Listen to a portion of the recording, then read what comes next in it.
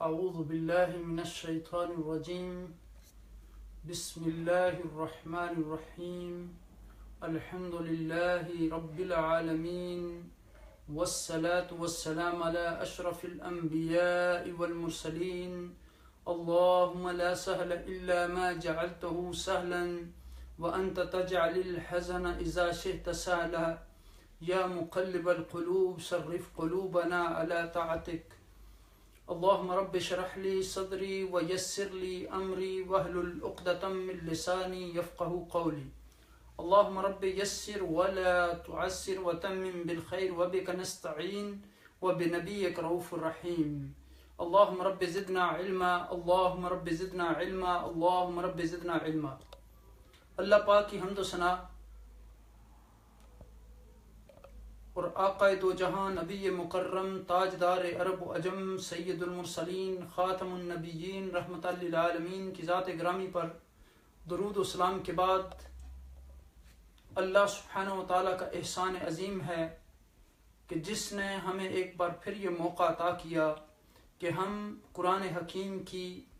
آیات طیبہ کو پڑھنے، سمجھنے اور دوسروں تک پہنچانے کا ذریعہ بنے۔ اللہ سبحانہ و تعالیٰ سے دعا ہے کہ وہ ہمیں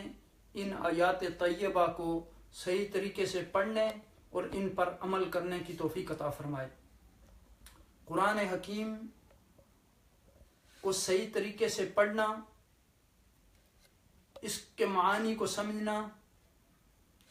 اس کو صحیح طریقے سے انڈرسٹینڈ کرنا اور اس پر عمل کرنا، یہ قرآن کے حقوق ہیں ہمارے اوپر۔ قرآن کا پڑھنا بھی عبادت ہے، اس کا سننا بھی عبادت ہے، قرآن کی مجلس میں بیٹھنا بھی عبادت ہے، قرآن کے علم کو حاصل کرنا بھی عبادت ہے، قرآن میں غور و فکر اور تدبر کرنا بھی عبادت ہے۔ اللہ کے رسول صلی اللہ علیہ وسلم کا ارشاد گرامی ہے کہ خیرکم من تعلم القرآن وعلمہ۔ آپ صلی اللہ علیہ وسلم نے فرمایا کہ تم میں سب سے بہتر وہ ہے جو خود قرآن سیکھتا ہے اور دوسرے لوگوں کو قرآن سکھاتا ہے۔ تو آج کی جو ہماری آیات ہیں وہ سورہ بقرہ کی آیت نمبر 79 سے لے کر 82 تک کی آیات ہیں۔ اللہ کے فضل اور اس کے احسان سے ہم نے گزشتہ درس میں سورہ بقرہ کی 78 آیات مکمل کر لی تھی۔ اس طرح الحمدللہ گزشتہ نشست میں ہمارا پہلا آدھا پارہ ختم ہو گیا تھا۔ آج ہم پہلے پارے کے دوسرے نصف کا آغاز کر رہے ہیں۔ رب کائنات سے دعا ہے کہ وہ ہماری اس ٹوٹی پھوٹی جہد میں برکت عطا فرمائیں اور ہمارے دلوں کو قرآن کے نور سے مزین فرمائیں اور ہمیں قرآن کی تلاوت کرنے، اس کو پڑھنے، اس کو سمجھنے کی توفیق عطا فرمائیں۔ گزشتہ نشست میں ہم نے جن آیات پر گفتگو کی تھی وہاں اس بات پر گفتگو کی گئی تھی کہ یہ اہل کتاب کیا یہ سمجھتے ہیں کہ ہم جو چیز چھپائیں گے کتاب کی تو وہ کسی کو پتہ نہیں چلے گی؟ تو اللہ سبحانہ وتعالیٰ نے کہا کہ اولا یعلمون ان اللہ یعلم ما یسرون وما یعلنون، یعنی کیا وہ جانتے نہیں کہ اللہ سبحانہ وتعالیٰ ہر اس چیز کو جو وہ کتاب سے چھپاتے ہیں اس کو جانتے ہیں۔ پیچھے ہم نے جب حضرت آدم علیہ السلام کے حوالے سے پڑھا تھا تو وہاں بھی رب کائنات نے فرمایا تھا کہ قال یا آدم انبئہم باسمائہم فلما انبأهم باسمائہم قال الم اقل لکم انی اعلم غیب السماوات والارض واعلم ما تبدون وما کنتم تکتمون، یعنی جو تم چھپاتے ہو اس کو بھی میں جانتا ہوں، جو تم ظاہر کرتے ہو اس کو بھی میں جانتا ہوں۔ یعنی اور اللہ سبحانہ تعالیٰ کہتے ہیں کیا میں نے آپ کو کہا نہیں تھا کہ میں جانتا ہوں جو تم چھپاتے ہو اور میں غیب کی چیزوں کو بھی جانتا ہوں۔ تو اب دیکھیں کہ پھر ہم نے اس میں پڑھا تھا کہ ان یہود کے اہل کتاب کے دو گروہ تھے، ایک ان کے علماء تھے، دوسرے عام لوگ تھے۔ علماء کے پاس علم تھا اور دوسرے جو لوگ تھے وہ ان پڑھ تھے، اور وہ ان علماء جس طرح بھی ان کو گائیڈ کرتے تھے ان کے مطابق وہ چلتے تھے۔ اب دیکھیں کہ انہوں نے دنیاوی مفادات کے لیے، اپنے آپ کو فائدہ پہنچانے کے لیے، جو حضور نبی اکرم صلی اللہ علیہ وسلم کے کمالات اوصاف ان کی کتاب تورات میں تھے اس کو تبدیل کیا۔ اور جب لوگوں نے ان سے، چونکہ ان کو یہ ڈر تھا کہ اگر حقیقت میں ان سب لوگوں کو یہ پتہ چل گیا حضور نبی اکرم صلی اللہ علیہ وسلم کے اوصاف، آپ کی خصوصیات، تو یہ سارے مسلمان ہو جائیں گے اور پھر ہمارے پاس کچھ نہیں بچے گا، اور یہ جو ہم کتاب لکھتے ہیں، یہ جو ہم کتاب کی تبلیغ کرتے ہیں، تو یہ تو پھر ہمیں کچھ بھی نہیں بچے گا۔ تو اس لیے انہوں نے اپنے مفادات کے لیے یعنی ان چیزوں کو چینج کیا، اور جو چیزیں حضور نبی اکرم صلی اللہ علیہ وسلم کے بارے میں موجود تھی ان کی کتاب کو، ان کو تبدیل کر کے لوگوں کو بتایا تاکہ وہ اپنے دنیاوی مفادات حاصل کر سکیں۔ تو اب دیکھیں کہ آج کی آیات میں ان کے اس عمل کی مذمت کی گئی اور کہا گیا کہ یہ لوگ جو ہیں یہ ہلاکت میں ہوں گے۔ ان لوگوں نے جو اپنے ہاتھ سے کتاب کو تبدیل کیا، کتاب کو لکھا اور پھر اس کو اللہ سبحانہ و تعالیٰ کی طرف منسوب کیا، اور انہوں نے بہت تھوڑے ثمن میں یہ چیز جو ہے وہ خریدی، تو ان کے لیے تباہی و بربادی ہے، ان کے لیے ہلاکت ہے، ان کے لیے دکھ ہے، ان کے لیے افسوس کا مقام ہے، اور جو انہوں نے اس سے کمائی حاصل کی وہ بھی ان کے لیے ہلاکت کا سبب ہے۔ پھر آگے فرمایا کہ یہ لوگ یہ دعویٰ کرتے ہیں، یہ کلیم کرتے ہیں کہ دوزخ کی آگ ہمیں چھوئے گی نہیں سوائے چند معدود دنوں کے۔ تو آپ ان سے پوچھئے کہ کیا انہوں نے اللہ سے کوئی عہد لیا ہے کہ جو اللہ سبحانہ تعالیٰ ظاہر ہے کہ اپنے عہد کی خلاف ورزی نہیں کرے گا، اپنے عہد کو نہیں توڑے گا، یا یہ ویسے ہی اللہ سبحانہ تعالیٰ کی طرف ایسی باتیں منسوب کرتے ہیں جن باتوں کا ان کو خود علم نہیں ہے۔ پھر رب کائنات نے فرمایا کہ جو کوئی بھی غلطی کرے گا اور پھر اس کا گناہ اس کو اپنے احاطہ میں لے گا، اس کو گھیر لے گا، تو پھر وہی لوگ ہیں جو آگ میں جائیں گے اور ہمیشہ اس میں رہیں گے۔ پھر فرمایا کہ جو لوگ نیک اعمال کریں گے وہ جنت میں جائیں گے اور وہ ہمیشہ اس میں رہیں گے۔ اب ہم یہ ہمارے درس کا تو شروع میں نے خلاصہ آج بیان کر دیا، تو اب ہم ان آیات کی تلاوت کر لیتے ہیں، پھر ہم ان کے ترجمے اور تفسیر کی طرف انشاءاللہ واپس آتے ہیں۔ اعوذ باللہ من الشیطان الرجیم، بسم اللہ الرحمن الرحیم، فویل للذین یکتبون الکتاب بأیدیہم ثم یقولون هذا من عند اللہ لِيَشْتَرُوا بِهِ ثَمَنًا قَلِيلًا فَوَيْلٌ لَّهُم مِّمَّا كَتَبَتْ أَيْدِيهِمْ وَوَيْلٌ لَّهُم مِّمَّا يَكْسِبُونَ وَقَالُوا لَن تَمَسَّنَا النَّارُ إِلَّا أَيَّامًا مَّعْدُودَةً قُلْ أَتَّخَذْتُمْ عِندَ اللَّهِ عَهْدًا فَلَن يُخْلِفَ اللَّهُ عَهْدَهُ أَمْ تَقُولُونَ عَلَى اللَّهِ مَا لَا تَعْلَمُونَ بَلَى مَنْ كَسَبَ سَيِّئَةً وَأَحَاطَتْ بِهِ خَطِيئَتُهُ فَأُولَئِكَ أَصْحَابُ النَّارِ هُمْ فِيهَا خَالِدُونَ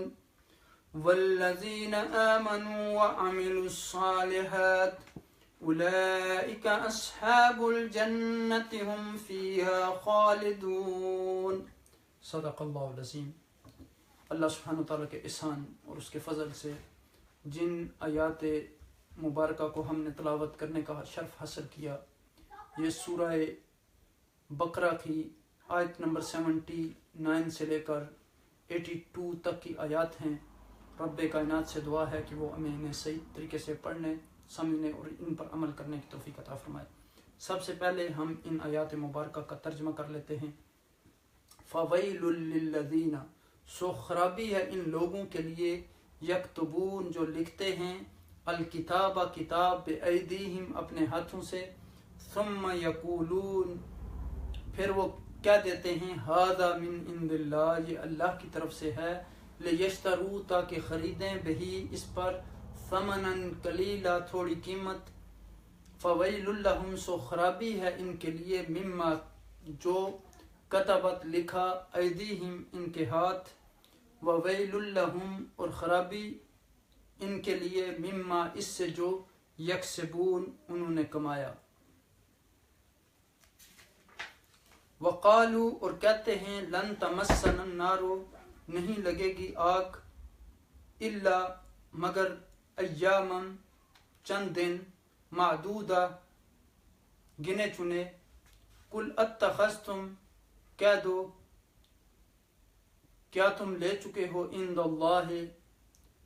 اللہ سے، عہدن اقرار، فلن یخلف اللہ کہ نہیں خلاف کرے گا، عہدہ اللہ اپنا اقرار، ام تقولون کیا تم کہتے ہو، علی اللہ اوپر اللہ کے، ما لا تعلمون جو نہیں تم جانتے۔ تو یہاں رب کائنات نے فرمایا کہ ان لوگوں کے لیے خرابی ہے جو کتاب کو اپنے ہاتھ سے لکھتے ہیں۔ اب دیکھیں کہ یعنی جس طرح یہود کے بعد علماء کا رویہ تھا کہ وہ ان کو اپنی خواہشات کے مطابق یعنی ان کی رہنمائی کرتے تھے، اور ان کو پڑھنے کا کوئی موقع میسر نہیں ہوتا تھا، ان کے پاس دین کا علم نہیں تھا، اپنی کتاب کا علم نہیں تھا۔ آج ہمارے مسلمانوں کے اندر بھی ایسی چیزیں موجود ہیں، اور ہمیں ان معاملات کے بارے میں اللہ کا ڈر ہمارے دلوں میں ہونا چاہیے۔ آج کے دور میں ہر بندہ مفتی ہے، ہر بندہ مفسر ہے، ہر بندہ مفکر ہے، تو ہمیں یہ بات سوچنی ہوگی کہ جب ہم دنیاوی معاملات کے بارے میں کوئی چیز سوچنا چاہتے ہیں تو اس کے بارے میں ہم بڑی تحقیق کرتے ہیں، اس کے بارے میں ہم بڑا غور و فکر کرتے ہیں، تدبر کرتے ہیں، وکلاء کی فرموں سے جا کر ہم مشورے لیتے ہیں، لیکن جب دین کا معاملہ آتا ہے تو ہر بندہ اٹھ کے دین کے معاملے میں اپنی رائے دیتا ہے۔ تو اب دیکھیں کہ یہاں جس طرح ان لوگوں نے یعنی اپنی خواہشات کے مطابق دین کو ڈال لیا تھا، اور وہ اپنی مرضی کے مطابق اس پر عمل کرتے تھے، اور اللہ کی آیات کو تبدیل کر لیتے تھے، ان میں لفظی تعویل کر لیتے تھے، اس میں معنوی تعویل کر لیتے تھے، لفظی تبدیلی کر لیتے تھے، جیسے انہوں نے ہتتن کے بجائے ہنتتن کہنا شروع کر دیا۔ تو اب دیکھیں کہ آج کے زمانے میں ہم فضائل بہت سناتے ہیں، فضائل کے ہم بڑے قائل ہیں، لیکن اصل عمل جو ہے وہ ہماری زندگیوں سے نکل گیا ہے، اور آج ضرورت اس امر کی ہے کہ ہم عمل کریں۔ اب دیکھیں کہ عمل کے بغیر کوئی بھی چیز جو ہے وہ ہمارے کام نہیں آ سکتی۔ اللہ کے رسول صلی اللہ علیہ وسلم اپنی زندگی کے آخری ایام میں بھی اتنی سخت بخار کے باوجود غسل فرما کے پھر نماز کے لیے اٹھے اور آپ نے نماز ادا کی۔ تو آج بعض لوگ جو یہ کنسیپٹ دینے کی کوشش کرتے ہیں کہ بس چند چیزوں سے ہماری بخشش ہو جائے گی، ہم مسلمان ہیں، ہمیں نماز پڑھنے کی ضرورت نہیں ہے، نعوذ باللہ، ہمیں اور دینی اعمال کرنے کی ضرورت نہیں ہے۔ اور اب دیکھیں کہ حضور نبی اکرم صلی اللہ علیہ وسلم سے محبت کا جو تصور ہے وہ یہی ہے کہ ہم حضور نبی اکرم صلی اللہ علیہ وسلم کے ارشادات پر عمل کریں، آپ کی ہر بات پر عمل کریں،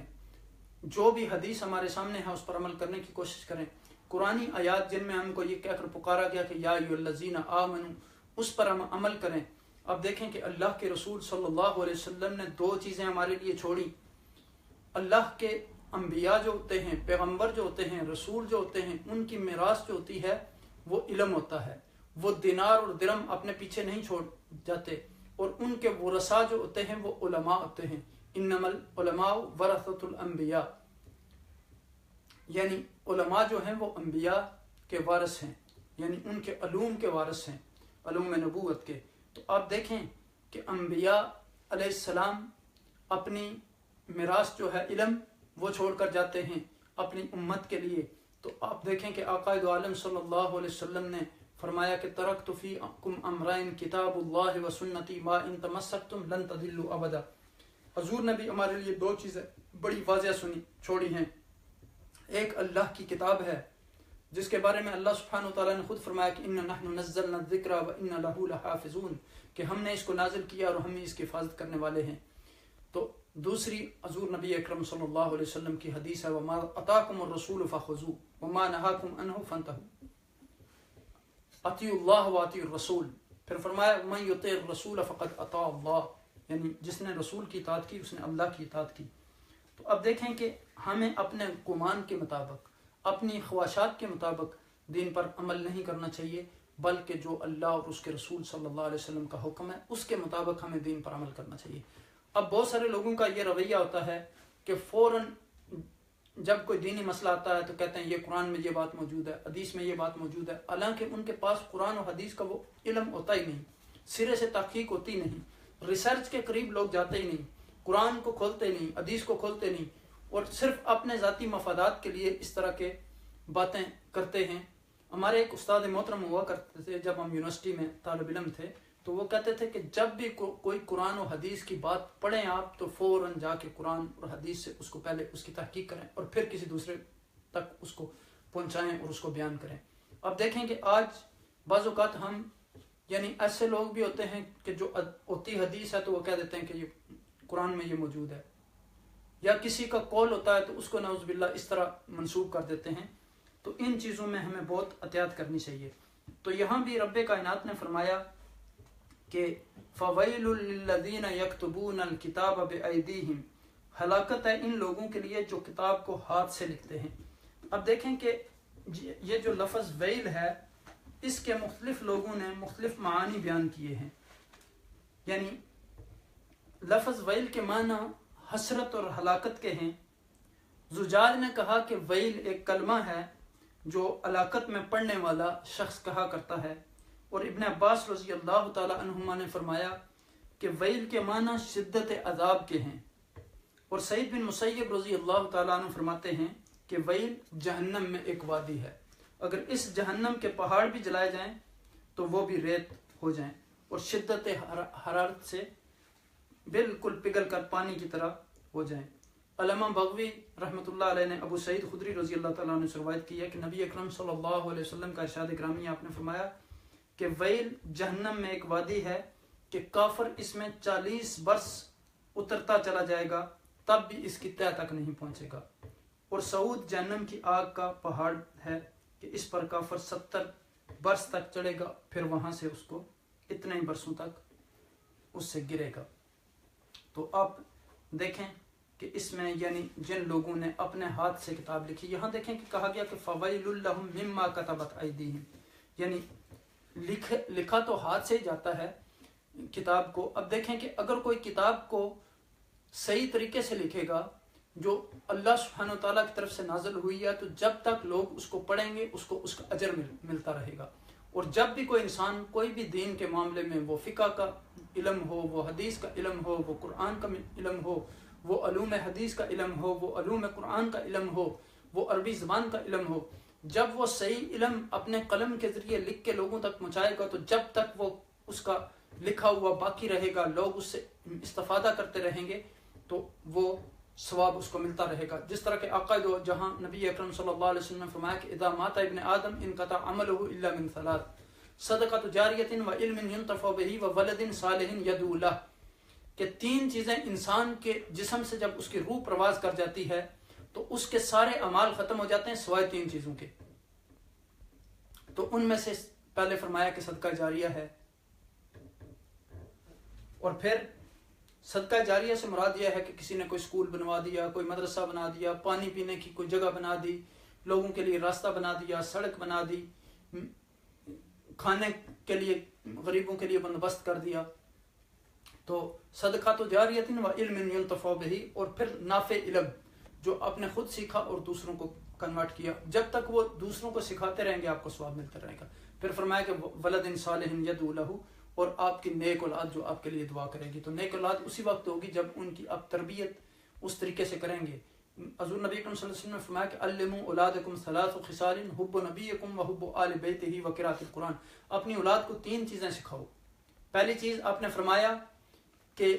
ان کو حضور نبی اکرم صلی اللہ علیہ وسلم کی محبت سکھاؤ، ان کو حضور کے آل بیت کی محبت سکھاؤ، ان کو قرآن پڑھنا سکھاؤ۔ تو اب دیکھیں کہ جب ہم اپنی اولاد کی صحیح طریقے سے تربیت کریں گے تو اس وقت ہی ہم جو ہے اس وہ اولاد ہمارے لیے دعا کرے گی۔ پھر آپ دیکھیں کہ ان لوگوں کا رویہ کیا تھا کہ اپنے ہاتھوں کے ذریعے لکھ کے، اب دیکھیں کہ جس آدمی نے قرآن لکھا ہے جب تک قیامت تک لوگ پڑھتے رہیں گے تو اس کو اس کا ثواب ملتا رہے گا، تو اسی طرح جو انہوں نے تعریف کی اس کا اسی طرح گناہ بھی ملتا رہے گا۔ تو یہاں پھر کہا کہ ثم یقولون ھذا من عند اللہ، اپنے ہاتھوں کے ذریعے اس میں تعریف کر کے پھر کہتے ہیں کہ یہ اللہ کا کلام ہے، یہ اللہ کی طرف سے نازل ہوئی ہے۔ کیوں؟ اپنے ذاتی مفادات کے لیے، کہ لیشتروا بہ ثمنا قلیلا، یعنی تھوڑے پیسوں کے بدلے میں، یعنی دنیاوی مفادات کے مطلب میں اس کو خرید لیں۔ اب دیکھیں کہ یہاں تھوڑا فائدہ کیوں کہا گیا؟ اس لیے کہ آپ دین کے مقابلے میں جتنی بھی آپ کو دولت مل جائے وہ کم ہے، یعنی وہ خسارے کا سودا ہے۔ آپ دیکھیں کہ ایک طرف حقیقی کامیابی ہے، ایک طرف دنیا کی 50 یا 60 یا 70 سال کی زندگی ہے، ایک طرف آپ کی جنت کی ابدی زندگی ہے۔ تو اگر کوئی انسان جنت کی ابدی زندگی کے مقابلے میں یہاں چند اپنے ذاتی مفادات کے لیے اللہ کی کتاب میں تبدیل کرتا ہے، اس میں لفظی تبدیلی کرتا ہے، اس میں معنوی تبدیلی کرتا ہے، اس میں تحریف کرتا ہے، اس کے معانی غلط بیان کرتا ہے، تو یہ خسارے کا سودا ہے۔ اس لیے ہمیں اس معاملے میں اللہ سے ڈرنا چاہیے کہ جب ہم کوئی دینی مسئلہ بیان کرتے ہیں، اب دیکھیں کہ امام احمد بن حنبل جیسے اتنے جلیل القدر امام، جب ان سے 17 مسائل پوچھے گئے تو انہوں نے کہا کہ لا ادری، میں نہیں جانتا۔ تو آج ایک عام آدمی جب کوئی کسی دین کے معاملے میں ڈسکس ہو رہی ہو تو سب سے پہلے وہ فتویٰ دینے کے لیے تیار ہوتا ہے، اور پھر آخر میں جا کے وہ کسی عالم دین سے پوچھتے ہیں جا کے کہ حضرت اس کے بارے میں بتائیں کہ کیا دین کی رائے ہے۔ جب سب لوگ اپنی رائے بیان کر کے تھک جاتے ہیں تو پھر عالم دین کی باری آتی ہے۔ تو آپ دیکھیں کہ یعنی جو علماء کے ساتھ بھی ہمارا رویہ ہونا چاہیے، علماء کا احترام کرنا چاہیے، یہ علوم نبوت کے وارث ہیں، یعنی اور علماء کا بھی یہ حق بنتا ہے کہ جس طرح آقا دو جہاں نبی مکرم صلی اللہ علیہ وسلم نے اپنے دین کی دعوت اپنی امت تک پہنچائی، اسی اور جس شفقت، جس محبت، ادعو الی سبیل ربک بالحکمت والموعظۃ الحسنہ پر عمل کیا، اسی طرح آج ہمارا بھی فرض بنتا ہے کہ ہم بھی آقا دو جہاں نبی مکرم صلی اللہ علیہ وسلم کی سنت مبارکہ پر عمل کرتے ہوئے، آپ کے اسوہ حسنہ پہ عمل کرتے ہوئے، اس لیے کہ ہمارے لیے اسوہ حسنہ حضور کی ذات ہے، لقد کان لکم فی رسول اللہ اسوۃ حسنہ۔ تو پھر یہاں فرمایا کہ فویل لہم، دوبارہ پھر ہلاکت کی بات ہو رہی ہے، یعنی اب دیکھیں کہ یہاں کہا کہ اب دوبارہ کہا کہ ان کے لیے ہلاکت ہے، خرابی ہے، مما کتبت ایدیہم، جو ان کے ہاتھوں نے لکھا، اور پھر دوبارہ کہا کہ وویل لہم مما یکسبون، اور ہلاکت ہے جو چیز انہوں نے ان سے کمائی۔ اب یہ کیا کرتے تھے کہ غلط، یا جب لکھا انہوں نے تو ظاہر ہے کہ ان کو یہ ڈر تھا کہ اگر سچی بات ان کو بتا دی تو پھر جو ہے لوگ سارے مسلمان ہو جائیں گے۔ اب دیکھیں کہ تورات میں نبی زمان صلی اللہ علیہ وسلم کی جو صفات لکھی تھیں وہ محمد صلی اللہ علیہ وسلم میں سب موجود تھی، اور انہیں پتہ تھا کہ اگر ان کو پتہ چل گیا تو یہ سارے لوگ حضور نبی اکرم صلی اللہ علیہ وسلم کے اوپر ایمان لے آئیں گے اور مسلمان ہو جائیں گے، اور ہماری ساری کمائی جاتی رہے گی۔ اس لیے تو تورات کی اس جو صفت تورات میں لکھی ہوئی تھی اس کو تبدیل کر دیا، اور حضور نبی اکرم صلی اللہ علیہ وسلم کا جو حلیہ لکھا ہوا تھا، یعنی خوبصورت اچھے بالوں والے ہیں، سرمگی چشم ہیں، متوسط قد والے ہیں، اس کی جگہ ان ظالموں نے یہ لکھ دیا کہ نیلگوں چشم، چدرے بالوں والے۔ جب عام لوگوں نے ان نام نہاد علماء سے پوچھا کہ نبی آخر الزمان کا تورات میں کیا حلیہ ہے، تو انہوں نے یہی حلیہ بتایا جو انہوں نے متغیر کیا ہوا تھا، تبدیل کیا ہوا تھا، جس میں انہوں نے تبدیلی کی ہوئی تھی۔ یعنی پھر کہا کہ فویل لہم مما کتبت ایدیہم وویل لہم مما یکسبون، یعنی ان کے اپنے ہاتھوں کی لکھی ہوئی کمائی جو ہے اس پر بھی ہلاکت ہے، اور جو انہوں نے اس سے کمائی حاصل کی، جو ذاتی فائدہ حاصل کیا، جو دنیاوی فائدہ حاصل کیا، وہ بھی ان کے لیے ہلاکت کا سبب بنے گا۔ پھر اگلی بات جو یہاں بیان کی گئی، یعنی اب دیکھیں کہ بعض یعنی لوگ مسلمانوں میں بھی ایسا طبقات ہیں کہ جو اپنے ذاتی مفادات کے لیے بہت سارے دینی مسائل کو اپنے ذاتی مفادات کے لیے استعمال کرتے ہیں۔ اب دیکھیں کہ کوئی اگر عالم دین کسی پروگرام میں جاتا ہے تو اس سے بھی وہ مطالبات کرتے ہیں کہ آپ اس طرح کا مسئلہ بیان کرنا، یہ بات کرنا اپنی تقریر میں۔ تو اب دیکھیں کہ رب کائنات نے فرمایا کہ کل متاع الدنیا قلیل، دنیا کی جو متاع ہے یہ بہت تھوڑی ہے، والآخرۃ خیر لمن اتقی، لیکن آخرت اس کے لیے ہے جس نے تقوی کیا، بہتر چیز یعنی۔ تو اب دیکھیں کہ دنیا کو کمانے کا ذریعہ دین کو بنانا یہ یعنی اچھی بات نہیں ہے۔ فویل لہم مما کتبت ایدیہم، ہلاکت ہے ان کے لیے جو انہوں نے لکھا اپنے ہاتھوں سے، اور وویل لہم مما یکسبون، اور ہلاکت ہے ان کے لیے اس میں سے جو وہ فائدے حاصل کر رہے ہیں۔ یعنی دین کا علم جو ہے وہ بغیر خود سیکھے دوسرے لوگوں کو بتانا یعنی کس طرح ہے، اس لیے دین کا پہلے خود اگر آدمی کو علم ہو تو دوسرے لوگوں تک پہنچانا چاہیے۔ اگر خود ہی پتہ نہیں کسی معاملے میں تو اپنے ذہن سے، اپنی خواہشات کے مطابق، اپنے گمان کے مطابق دین میں جو ہے وہ رائے بیان نہیں کرنی چاہیے۔ اب دیکھیں کہ آج یعنی سوشل میڈیا پر بھی جو ہے اس میں بھی آپ دیکھیں کہ تحقیق کرنی چاہیے کہ بہت ساری لوگ ایسی چیزیں شیئر کرتے ہیں کہ جس کا کوئی شرعی دلیل نہیں ہوتی، قرآن و حدیث میں کوئی ایسی چیز نہیں ہوتی، کوئی کسی یعنی اتھینٹک اس کا حوالہ نہیں ہوتا، اس کی دلیل نہیں ہوتی، اس کا کوئی ایویڈنس نہیں ہوتا، اس کا کوئی پروف نہیں ہوتا، تو لوگ فوراً اس کو شیئر کر دیتے ہیں۔ حالانکہ حکم یہ ہے کہ یا ایھا الذین آمنوا ان جاءکم فاسق بنبأ فتبینوا ان تصیبوا قوما بجہالۃ فتصبحوا علی ما فعلتم نادمین۔ جب کوئی فاسق آدمی آپ کے لیے کوئی خبر لے کر آئے تو اس کی تحقیق کریں۔ یہ بہت ضروری ہے کہ آپ دین کی بات کے معاملے میں تحقیق سے پہلے کسی دوسرے تک وہ بات نہ پہنچائیں۔ جب آپ کو یقین ہو جائے کہ واقعی یہ بات قرآن میں موجود ہے، یہ حدیث ہے، تو پھر اس کو اسی وقت کہیں کہ یہ قرآن میں موجود ہے اور یہ حدیث ہے۔ تو پھر جو آدمی لکھنے والا ہے، اللہ سبحانہ وتعالیٰ نے جس کو یہ صلاحیت دی ہے، علم دیا ہے، تو اس کو بھی چاہیے کہ وہ سوچ سمجھ کر لکھے، اور پھر وہ لکھے کہ جو بات سچ ہے۔ یعنی اب دیکھیں کہ بعض لوگ صرف اب یعنی جھوٹ اس لیے لکھتے ہیں تاکہ ان کو پذیرائی ہوگی، تو اس سے انسان کو سوائے خسارے کے کچھ بھی نہیں ملتا۔ یعنی دنیاوی فوائد اور مقاصد کے لیے یہ چیزیں کرنا یعنی سوائے علاقت کے کوئی بھی چیز نہیں ہے۔ فویل لہم مما کتبت وویل لہم مما یکسبون۔ تو اب دیکھیں کہ نفع بھی ان کے لیے مصیبت ہے۔ تو پھر انہوں نے کہا کہ قالوا لن تمسنا النار الا ایاما معدودہ، کہ چند معدود دن جو ہیں وہ ہمیں یعنی آگ چھوئے گی، اس کے علاوہ پھر ہم جو ہے جنت میں چلے جائیں گے۔ قالوا لن تمسنا النار الا ایاما معدودہ۔ تو اس کے بارے میں اب دیکھیں کہ یعنی یہودیوں کا عقیدہ تھا کہ انہیں اعمال بد کے عوض صرف چند روز کے لیے دوزخ میں پھینکا جائے گا، اس کے بعد انہیں نکال دیا جائے گا۔ بعض لوگوں نے کہا کہ 7 روز رہیں گے، بعض نے کہا کہ 40 دن جو ہم نے بچھڑے کی عبادت کی تھی، پوجا کی تھی۔ تو اب دیکھیں کہ یہ یہاں یعنی حضور نبی صلی اللہ علیہ وسلم کو کہا گیا کہ آپ ان سے پوچھیں کہ کوئی انہوں نے اللہ سے ایسا عہد لیا ہے کہ اللہ اپنے عہد کی خلاف ورزی نہیں کرے گا، یا یہ ایسی باتیں اللہ کی طرف ویسے ہی منسوخ کرتے ہیں کہ جن کا خود بھی ان کو علم نہیں ہے۔ تو اب دیکھیں کہ یعنی ان کے تصورات یہ تھے کہ یعنی مس جو ہوتا ہے، جو کسی بھی ٹچ کرتی ہے نا جو جلد کو کوئی چیز، تو اس کو مس کہتے ہیں۔ تو اب دیکھیں کہ ان کا یہ تھا کہ قتادہ فرماتے ہیں کہ یہود جو ہیں ان کی مراد وہ 40 دن ہیں جب انہوں نے پوجا کی تھی بچڑے کی، اور پھر بعض نے کہا کہ 7 دن، لیکن یہ ان کا اپنا ایک گمان تھا، اس طرح کی کوئی بات نہیں تھی۔ یعنی جس طرح وہ پیچھے بھی ہم نے پڑھا تھا کہ وہ کہتے تھے کہ نحن شعب اللہ المختار، یعنی ہم اللہ کا چوزن خاندان ہیں، ہمیں تو بس کچھ نہیں ہوگا۔ تو اسی طرح آج دیکھیں کہ ہم بھی بعض غلط فہمیوں کا شکار ہیں کہ ہم عمل کریں نہ کریں، ہم قرآن پڑھیں نہ پڑھیں، ہم قرآن کو سمجھیں نہ سمجھیں، ہم علم حاصل کریں نہ کریں، ہم زکوٰۃ دیں یا نہ دیں، ہم مسلمان ہیں، ہم حضور کے امتی ہیں، اس لیے ہم تو جنت میں جائیں گے ہی جائیں گے۔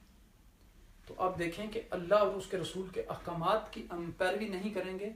تو پھر اللہ کا یہ فیصلہ ہے کہ من اعرض عن ذکری فإن له معیشۃ ضنکا ونحشرہ یوم القیامۃ اعمی، کہ جو اللہ اور اس کے رسول صلی اللہ علیہ وسلم کے احکامات کی پیروی نہیں کرے گا تو پھر اللہ سبحانہ وتعالیٰ اس کی زندگی جو ہے وہ چوپایوں جیسی بنا دیں گے، جانوروں جیسی،